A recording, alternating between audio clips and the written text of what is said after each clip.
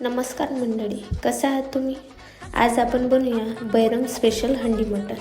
चला तर मग सगळ्यात आधी मसाला तयार करून घेऊया. त्यासाठी मिक्सरच्या पॉटमध्ये कांदा, टमाटर, कोथिंबीर, लसूण, आलं, पालक, खोबरं आणि मिरची घालून ब्लेंड करून घेतलं.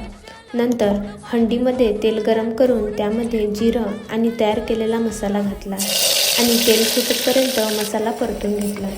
नंतर तिखट, धनेपूड, हळद, काळा मसाला, मटण मसाला आणि कोथिंबीर घालून सगळं एकत्र करून घेतलं. नंतर मीठ आणि मटण कांदा, हळद, तेल घालून उकळून घेतलं ते यामध्ये घातलं. नंतर कोथिंबीर घालून हंडीवर झाकण ठेवून घेतलं आणि झाकणाला कणिक लावून घेतले आणि 15 मिनिटासाठी शिजवून घेतलं.